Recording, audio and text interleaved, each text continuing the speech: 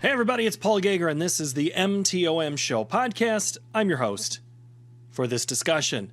Thank you for joining us, for finding us here, whether it's on YouTube or in the regular podcast app. We're glad to have you there. Thank you for subscribing, liking, sharing, telling your friends, and don't forget about feeding your neighbor's dog. Or is it reporting your neighbor's dog if they do something? It's one of those two. We're not beggars or choosers here. Just glad to have you here. Today, we are going to be discussing food, where it comes from, sustainability, farm to table, with a woman in New Jersey who's been in this country for more than 30 years. Seventh generation of her family involved some way in food.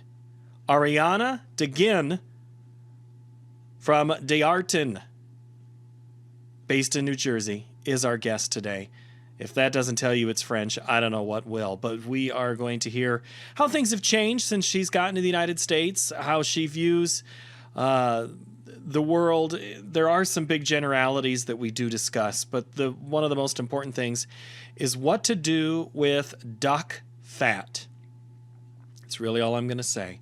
I'm also going to say thank you for those of you who have invested in our mission here at Iowa PBS and this program. Those of you who've gone on to make a gift, you've been able to pick up this sign. We know Hinch has picked one up.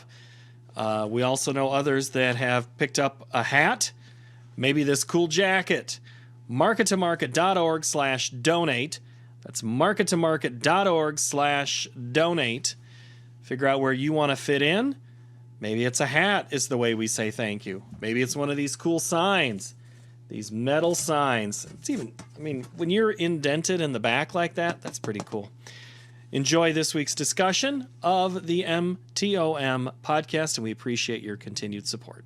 All right, so you're sitting in New Jersey this morning. New Jersey is one of those states that doesn't quite get the ag reputation outside of its region, but my goodness, it's a great region for agriculture, right? State. We're called the Garden State. Exactly.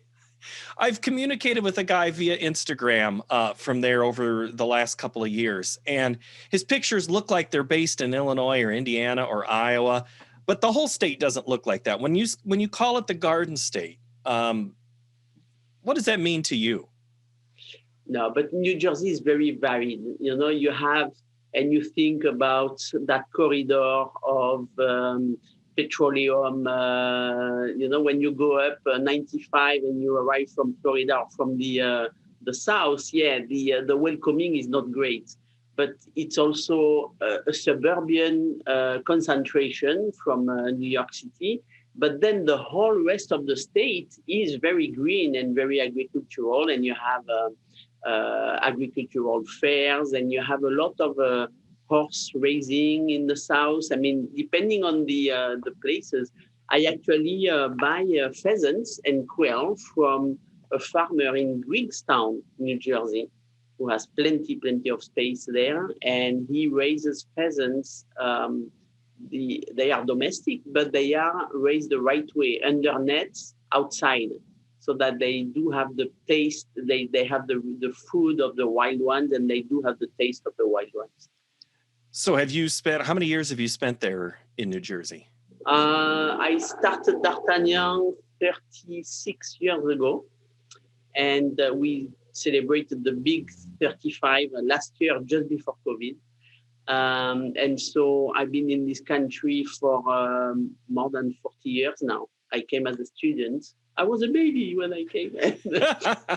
Right, we all are when we get started. We're all children when we start. And the reason I ask how long is that's always to me like a good starting point for any discussion. What do you remember about agriculture and sustainability when you came and first experienced the area that you've now settled?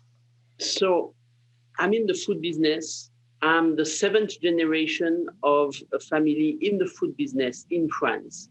So when I emigrated to this country as a student, the first thing was not about agriculture, but about food, which is the same thing, and it was horrible. I came from a very rural area of France, southwest France. It's called Gascogne, where D'Artagnan, the musketeer, was from. As a matter of fact, he was our big hero here in Gascony.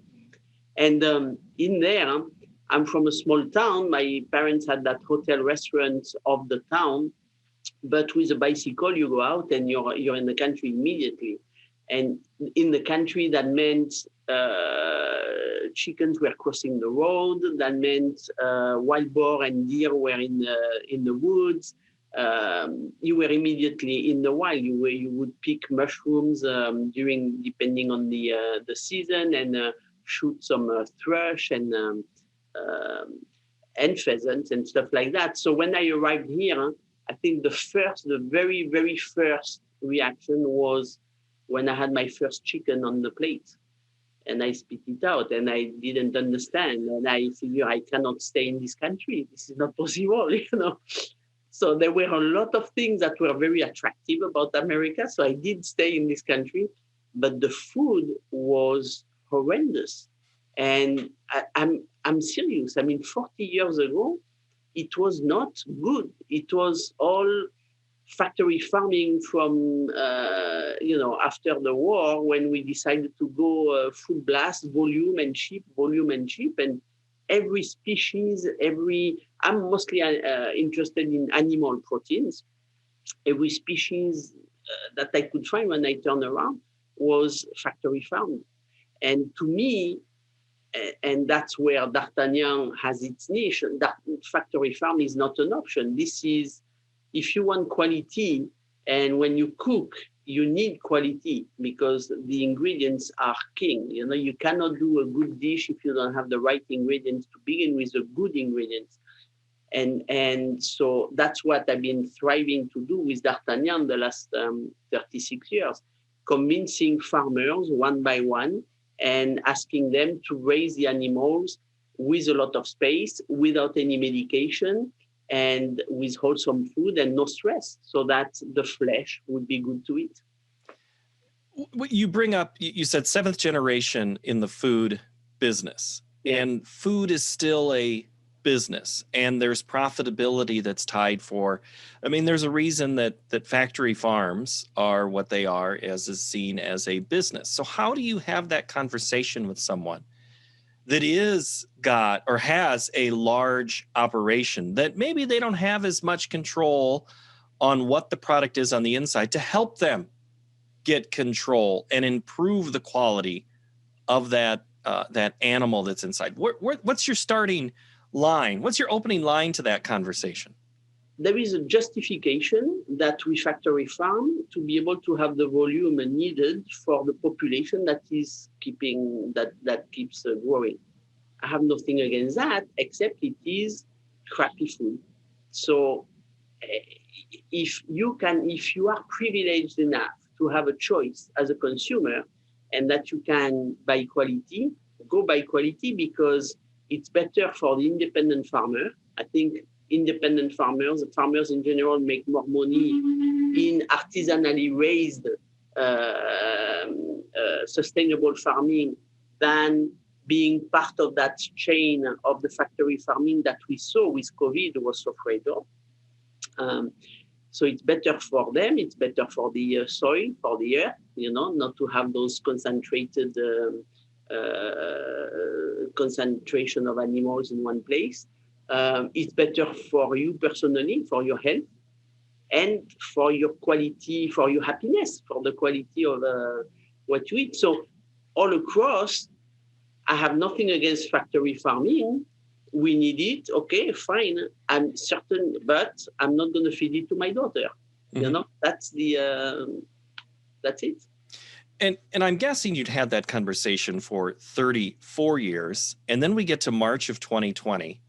And all of a sudden, we hear about supply lines of food, that large hog processing, beef processing plants here in the Midwest, and then in the East, and then in the West, and then in the South, start having to shut down a little bit. And all of a sudden, you have the phones ringing off the hook at the local butcher shop, or the meat locker, like we like to have in Iowa, that's ringing. People, all of a sudden, there's an opportunity to understand where they're quickly understanding where their food comes from, and they're getting a change in where their food comes from. Was that an opportunity last year to really accelerate that locally sourced food that you're referring to? Certainly an opportunity, certainly a wake-up call. And I see the USDA helping with universities like here in New York, Cornell Extension, and the USDA. We're trying to develop and entice people to open small local processing places. The problem with that is that it will cost so much more in labor than those humongous processors who do thousands of animals an hour. So of course, the money is. I think there is a niche there, and because in the same time we started, and it's very difficult to generalize, okay? But there is a segment of the population who, because of COVID, started cooking. And when you start cooking, you start realizing, like chefs in a restaurant, the difference of quality between this chicken and that chicken. The one that run around, that exercise, that have muscle, and the one that doesn't. And so that elevated the volume and the demand for that kind of a quality. In the same time, because the restaurants were closed, there was no more demand for exotic species, the quail, the rabbit, certain ducks, certain beef, certain heritage breed pork. Those were, as D'Artagnan was selling them, 75% of those we were selling to the restaurants. And so when the restaurants closed, then you have all of a sudden, you have farmers in big trouble there. So I don't want to be radical on one side or the other. All I'm trying to say is that I think there was a wake-up call that we saw how fragile we were being dependent only on those humongous places, that if something happens, all of a sudden there is a backup of pigs not being able to be processed. And at the end, the panic of the people going in stores and buying anything on site just because they were afraid. And so there is a big need for those smaller processors that are more local, closer to the market. They will be a little more expensive, but there is a need for that. And frankly, we need both again, Well, go out your front door let's go back to where you're sitting there in New Jersey. How close are you to a market that would allow you to buy some of those products that you mentioned that used to be destined for the restaurant that then became, where do I put this? Chuck's meat shop here. I can go and get that. How close are you there? Are you in a food desert at all with that? Yes, Newark is a food desert. That said, all of a sudden, everything is by mail, by e-commerce. So you do have access when you are privileged and you have the money, you do have access to anything you want. Food deserts are a problem, and it's not gonna change. I mean, some stores were and did really well during COVID, and some stores who were in the wrong neighborhood are closing today. So that's the economics of demand and supply. The only long-term solution is education. Keep explaining to the kids that in order to have wholesome food in your mouth, you have to understand where your food comes from, be conscious of it, try to find out where your food comes from, and if at the end there was a farmer that respects what he does and the animals that he raises. That's the one thing that we have to educate our kids on. Well, and frankly, my kids, as I hear them stirring up above here at my house right now, they like to watch, they watch a lot of videos online. Is that an opportunity right now? Is if you can't get the hands-on farm tour or a store tour, can you reach some of those kids through video, through tours of farms, through education videos? Is that the way that maybe you can connect with that generation? For sure. I mean, when there is no choice, this is a good opportunity, but 3D, meaning the real thing, is always the best. I started a foundation a year ago the D'Artagnan Foundation. We bought a farm upstate New York at an hour away from Manhattan.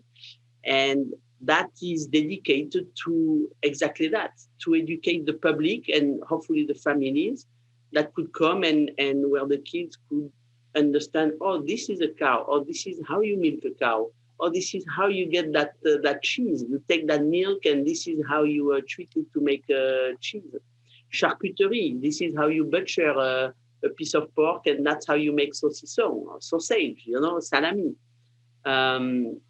And we have, it's small, we have 14 acres, but we're trying to do permaculture with rows of trees or bushes and then rows of cover crop at one point, and cultivation of grains and huge gardening on the other. So we're having fun, but in the same time, it's an educational goal that I hope at our very small level, I hope we'll be able to obtain, because internet is good. It's better than nothing for sure.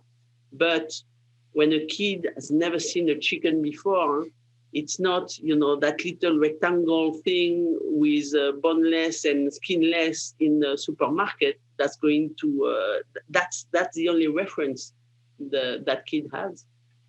And I can tell you in the middle of Iowa that there's plenty of kids that is their reference too. We're surrounded by farms more than we are high buildings of downtown Manhattan, like you're talking about, or, maybe a bodega's not selling the chicken the way that you're referring to. We have found during the pandemic that dining is so important in a restaurant. So many people claim that is so important, that we need to be able to eat together, share a meal together. Even in Iowa, as I mentioned, we have had large farm-to-table events in the middle of the Iowa State Fair, table as far as you could see down the Grand Concourse, of bringing farmers, growers, and consumers together. Why are those, I'm sorry, I'm going to assume, is that an important thing? And why? It's primordial.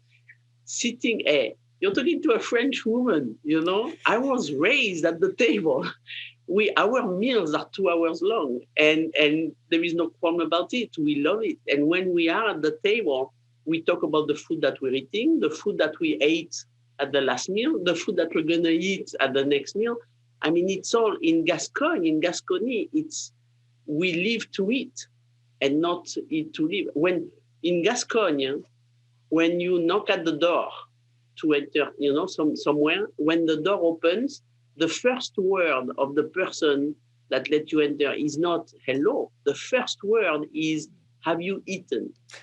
That's how we welcome people. And it's not about food for fuel, it's really the conviviality of it. And we lost that. That's part of the education too. The COVID was good for that. If there is one good thing, is that we actually were able now to sit all together as a family unit at the table, listen what the kids had to say about how their day went. And it's not about having good food. Of course, good wholesome food is and cooking together would be a bonus on top of that. But just the fact to sit down together as a family unit, that would solve a lot of problem in the certain area of the population today. And I do try with the kids to sit down, and the schedules have slowed to allow us to have more family meals. I'm going to go back to that rambling question that I did. I'm going to ask it again to discuss the farm to table events. Why are those important?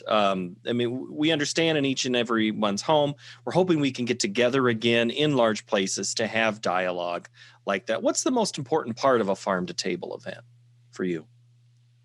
So you're talking about the connection between the farmer and the consumer.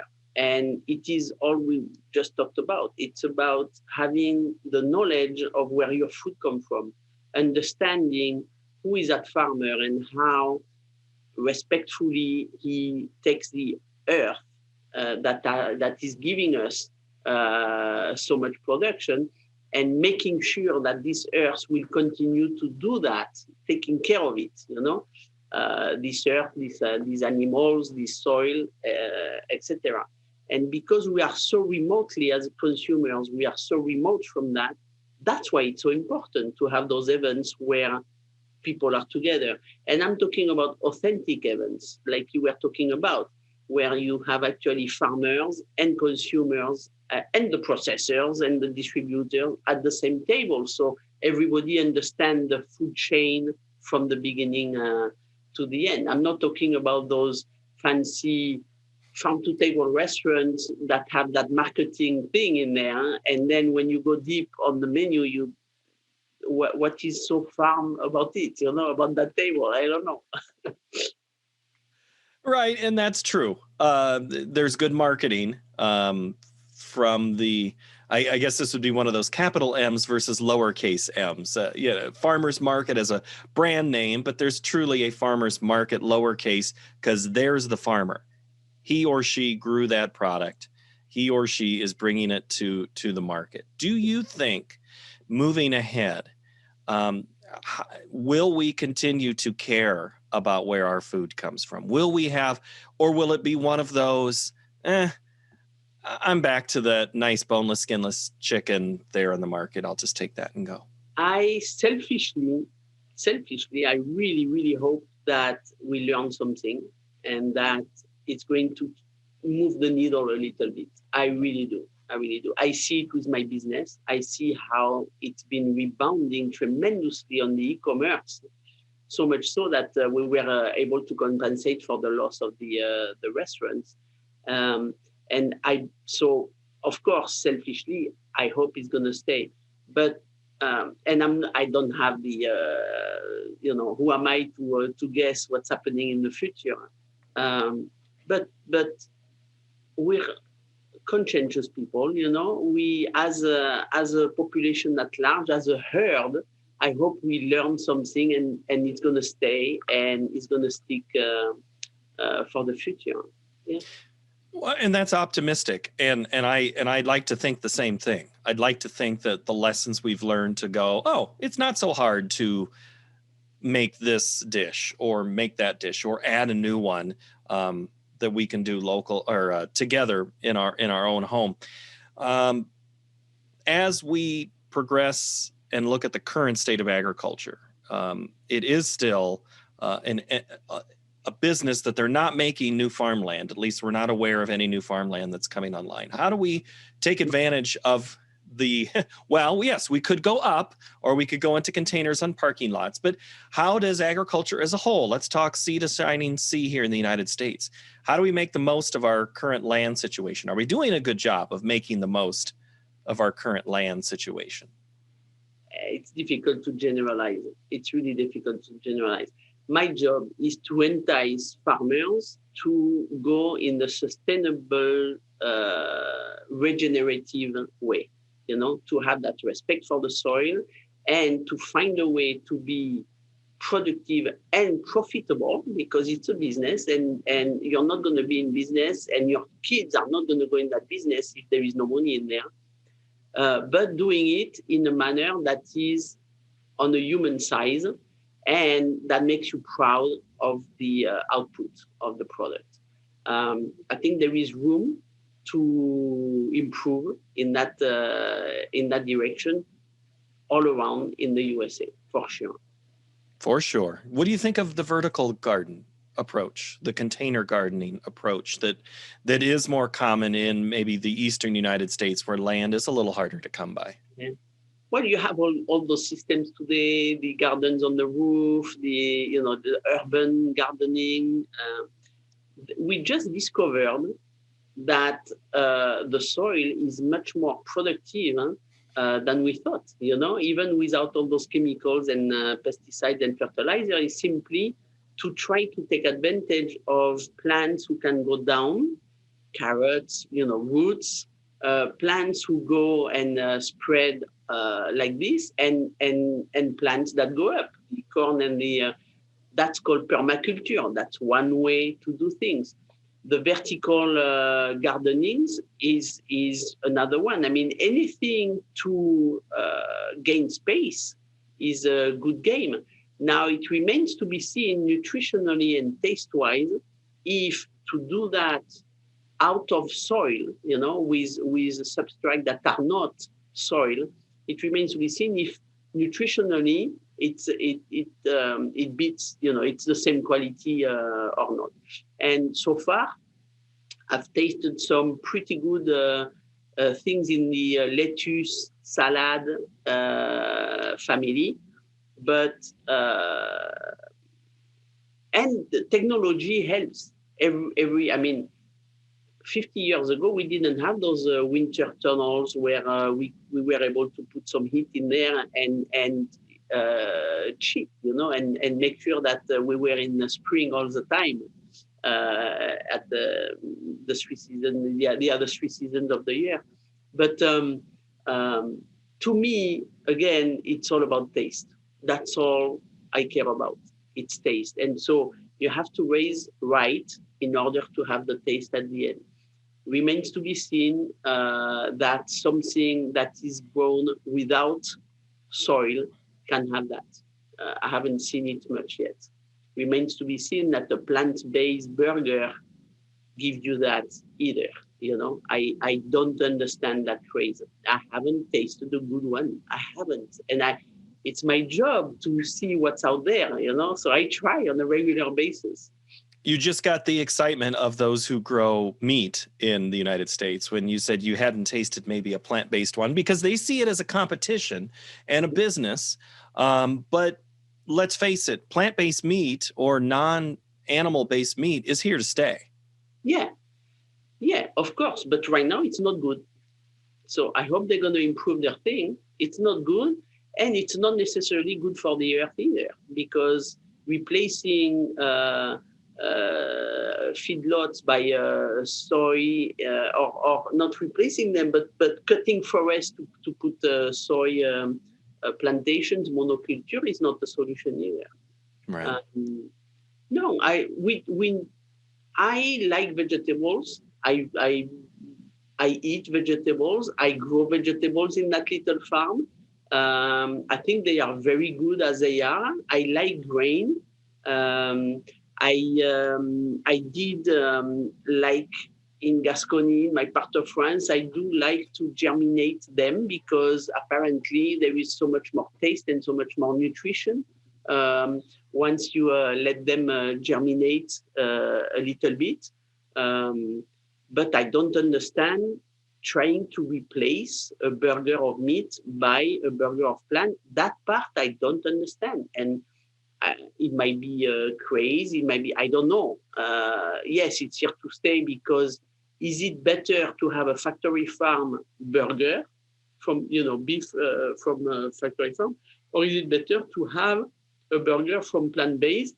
To me, they are both the same crap. So if it's about surviving on Earth, okay, all right. But if it's about being happy because you eat well and wholesome, no.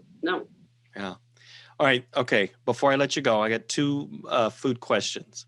One, what's the best meal you've ever had? Oh, last night. It's always last night. What'd you have? Last night I have a friend who came, a winemaker who came, and we went to see Daniel, a very famous restaurant in New York. And because I hadn't seen Daniel in a long time, he put it out there. I mean, I ordered the ossobuco of veal with the spring peas. That was extraordinary. But before that, he made us taste those asparagus, the first white asparagus that are just coming up. It's almost spring, and they are there, and they are sweet in the same time as a little bit bitter. They are extraordinary. And then he made a rabbit ballotine, a rabbit with mustard and all kinds of herbs inside. That was, wow, out of this world. And then, of course, I couldn't go without tasting some duck because, we do specialize in duck too. So he gave me a taste of his new duck recipe. I mean, it was, wow. I'm glad COVID is getting to the end, Even though you have expertise in duck, you still get amazed by people trying duck. You don't get that, no, you can't top what I've done or something. Like, you still enjoy it. Yeah. And granted, there is no creation. It's all an evolution in the cuisine of the world. We take little pieces here and there, and the evolution happens like that. But it does happen, and I discover new things every time I go to a big restaurant. It's amazing. It's amazing. And that's part of the beauty and the mystery and the pleasures of food. And my last question then is, again, about the pleasure of food. Give me a menu item when I'm just T-bone or New York strip or pork loin or pork chop or whatever it is. What is one of those gateway foods that get me to that other side to try something that I would never try? What is a good, I know it's a very generalized question, but is there something that helps expand my food experience that I could try? And each restaurant's different, of course. But Right. And at home too, when I cook at home, I'm very conscious of who is coming to dinner. And if it is one of my daughter's girlfriend who are in the vegetarian stage, I will sneak potatoes cooked in duck fat in there somewhere, because those will be the best potatoes you've ever had. And unavoidably, after they eat and take again some potatoes, then they ask how it was cooked. And then I explain. Okay, so that's number one in my book. The number two is bacon. There is no way you can resist the smell of bacon in a room. And so what we do at D'Artagnan, we do a duck bacon.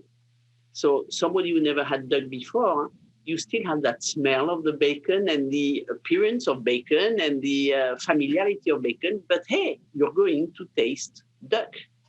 And that's how in the beef department, somebody who is not used to a good quality beef, I will try to put a ribeye of Wagyu on the table. And the difference is mind-boggling. There is no coming back after that. And I hope that little by little after that, then you can go to the next species, a quail, a rabbit, something like that. But that's a second stage. I mean, that's going to take time. You need to be open, to have an open mind about those things. And it's not that long ago that we were hunting in this country, It's less than 100 years ago.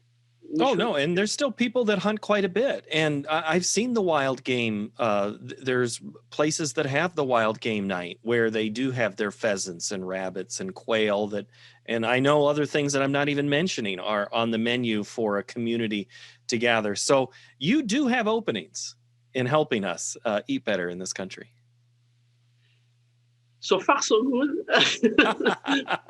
All right, Ariane, I appreciate your time. Thank you so very much for visiting with us. Thank you. No, it was me. I'm honored to be part of your show, and thank you very much for having me.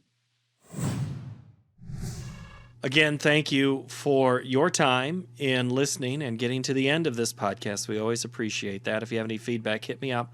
paul.yeager@iowapbs.org. Thank you for watching, listening, and enjoying this MTOM podcast.